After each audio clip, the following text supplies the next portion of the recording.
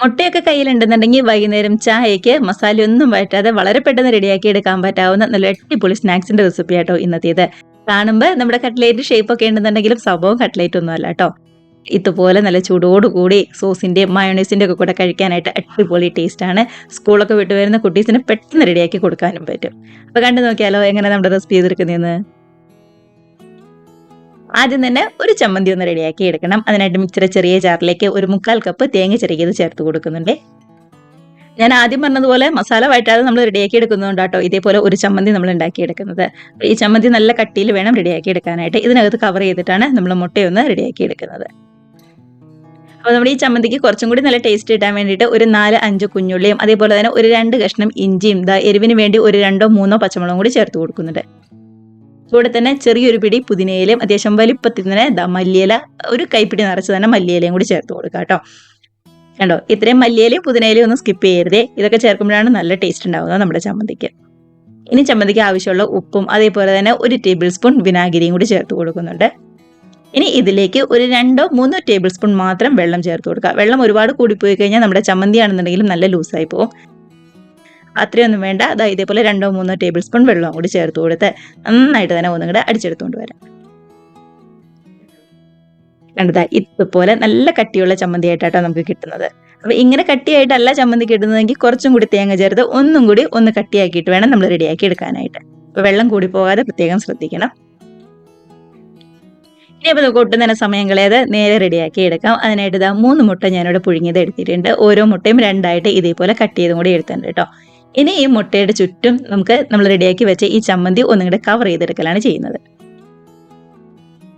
കണ്ടതാ ഇതുപോലെ.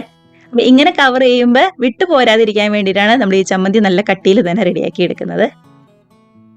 മറുവശവും കൂടി ഇതേപോലെ തന്നെ നന്നായിട്ട് ഒന്നും കൂടെ കവർ ചെയ്തെടുക്കുക. നമ്മുടെ മുട്ടയുടെ വൈറ്റ് ഭാഗമൊന്നും ഒട്ടും തന്നെ പുറത്ത് കാണാത്ത രീതിയിൽ കവർ ചെയ്തെടുക്കുക കേട്ടോ. നമ്മളിപ്പോൾ ഈ എടുത്ത ചമ്മന്തി 3 മുട്ടയ്ക്ക് കറക്റ്റ് ആയിരിക്കും കേട്ടോ. അതായത് 6 പീസ് മുട്ടയ്ക്ക് കറക്റ്റ് ആയിട്ടുള്ള ചമ്മന്തിയാണ് നമ്മൾ എടുത്തിരിക്കുന്നത്. സാധാരണ നമ്മൾ ബിരിയാണിക്കൊക്കെ ഉണ്ടാക്കുന്ന ആ ഒരു ചമ്മന്തിയുടെ ടേസ്റ്റ് ഉണ്ടല്ലോ, അതാട്ടോ ശരിക്കും പറഞ്ഞാൽ ഈ ചമ്മന്തിയുടെ ടേസ്റ്റ് എന്ന് പറയുന്നത്. പിന്നെ വെറുതെ ഇരുന്ന് കഴിച്ചു പോകും, അത്ര നല്ല ടേസ്റ്റിലുള്ള ചമ്മന്തി കൂടിയാണ്. അപ്പോൾ ഇതേപോലെ തന്നെ ബാക്കി എല്ലാ മുട്ടയും ഒട്ടും തന്നെ പുറത്തൊന്നും കാണാത്ത രീതിയിൽ നമ്മുടെ ചമ്മന്തി ഉപയോഗിച്ച് നന്നായിട്ട് ഒന്നുകൂടെ കവർ ചെയ്തെടുക്കാം. അപ്പോൾ വെള്ളം കൂടി പോകാതെ പ്രത്യേകം ശ്രദ്ധിക്കണം. വെള്ളം കൂടി പോയി കഴിഞ്ഞാൽ ഇതേപോലെ കവർ ചെയ്തെടുക്കാനായിട്ട് പറ്റില്ല.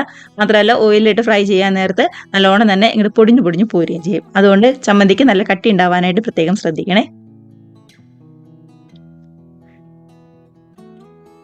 അങ്ങനെ നമ്മൾ എടുത്തിരിക്കുന്ന 3 മുട്ടയും ഇതേപോലെ ചമ്മന്തി ഉപയോഗിച്ച് നല്ലോണം തന്നെ ഒന്നുകൂടെ കവർ ചെയ്ത് എടുത്തിട്ടുണ്ട്.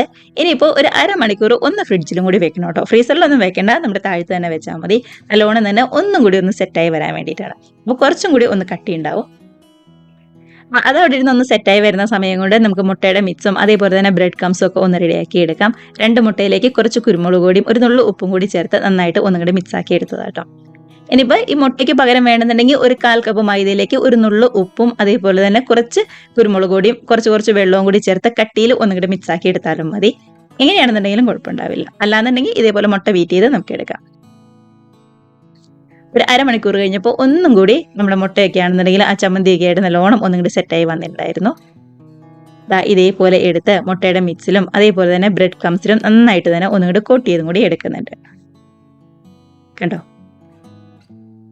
അപ്പോൾ ഫ്രിഡ്ജിൽ വെച്ചതുകൊണ്ട് ഒന്നും കൂടി സെറ്റായി വന്നുകൊണ്ട് ഒട്ടും തന്നെ പൊട്ടി വിട്ടൊന്നും പോവാതെ നന്നായിട്ട് തന്നെ കിട്ടിയുണ്ട് കേട്ടോ. അപ്പം ഇതേപോലെ തന്നെ നല്ലോണം തന്നെ കവർ ചെയ്തെടുക്കുക.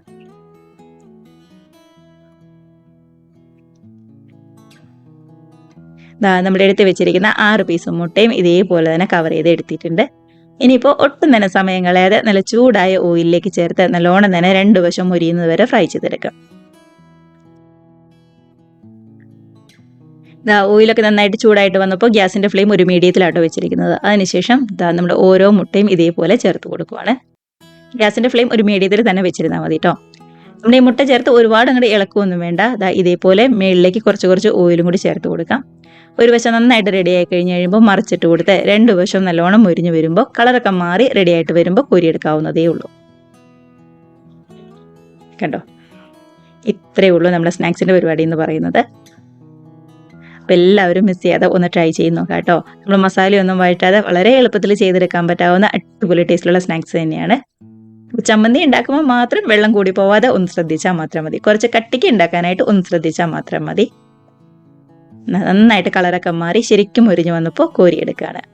ഇതേപോലെ തന്നെ അടുത്ത ബാച്ചും നമുക്ക് റെഡിയാക്കി എടുക്കാം. അപ്പോൾ എല്ലാവരും മിസ് ചെയ്യാതെ ഒന്ന് ട്രൈ ചെയ്ത് നോക്കുക. നമ്മുടെ ഈ ചമ്മന്തിയുടെ ടേസ്റ്റാണ് ഏറ്റവും ഹൈലൈറ്റ് ആയിട്ട് നിൽക്കുന്നത്. നല്ല ചൂടോടുകൂടി ചൂട് ചായയുടെയും സോസിൻ്റെയും മയോണൈസിൻ്റെയും ഒക്കെ കൂടെ കഴിക്കാനായിട്ട് അടിപൊളി ടേസ്റ്റാണ്. ഒരുപാട് അങ്ങോട്ട് തണുത്ത് പോവാതെ ചെറു ചൂടോടുകൂടി തന്നെ കഴിക്കുക കേട്ടോ. ഇത്രയേ ഉള്ളൂ നമ്മുടെ സ്നാക്സിൻ്റെ റെസിപ്പി എന്ന് പറയുന്നത്. കാണുമ്പോൾ ഒരു കട്ട്ലേറ്റിൻ്റെ ഷേപ്പ് ഒക്കെ ഉണ്ടെന്നുണ്ടെങ്കിലും സംഭവം കട്ട്ലേറ്റ് ഒന്നും അല്ലാന്ന് മനസ്സിലായല്ലോ. എളുപ്പത്തിൽ റെഡിയാക്കി എടുക്കാവുന്നതേ ഉള്ളൂ. കുട്ടീസൊക്കെ സ്കൂൾ വിട്ട് വരുമ്പോൾ പെട്ടെന്ന് റെഡിയാക്കി കൊടുക്കാനും പറ്റും. അപ്പോൾ എല്ലാവരും ട്രൈ ചെയ്ത് നോക്കി കമൻസ് ഒക്കെ ആണെന്നുണ്ടെങ്കിലും മറക്കാതെ അറിയിക്കുക കേട്ടോ. കൂടെ തന്നെ വീഡിയോ റെസിപ്പി ഒക്കെ ഇഷ്ടമായിട്ടുണ്ടെങ്കിൽ ഒന്ന് ലൈക്ക് അടിച്ച് ഷെയറും കൂടി ചെയ്യാനും, ആദ്യമായിട്ട് നമ്മുടെ ചാനൽ ആരെങ്കിലും കാണുന്നവരുണ്ടെങ്കിൽ ഒന്ന് സബ്സ്ക്രൈബ് കൂടി ചെയ്യാനായിട്ട് മറക്കല്ലേ. അപ്പോൾ നമ്മുടെ ഈ റെസിപ്പി മാത്രമല്ല, വൈകിട്ട് ചായക്ക് പെട്ടെന്ന് റെഡിയാക്കി എടുക്കാൻ പറ്റാവുന്ന വേറെയും ഒരുപാട് സ്നാക്സ് റെസിപ്പീസ് നമ്മുടെ ചാനലിൽ അപ്ലോഡ് ചെയ്തിട്ടുണ്ട്. കാണാത്തവരുണ്ടെന്നുണ്ടെങ്കിൽ ഒന്ന് കണ്ടു നോക്കിക്കോളൂ കേട്ടോ. അപ്പോൾ നമുക്ക് ഇതേപോലുള്ള പുതിയ അടിപൊളി വീഡിയോസ് റെസിപ്പീസ് ഒക്കെ ആയിട്ട് വീണ്ടും കാണാം. അതുവരെ എല്ലാവർക്കും ബൈ.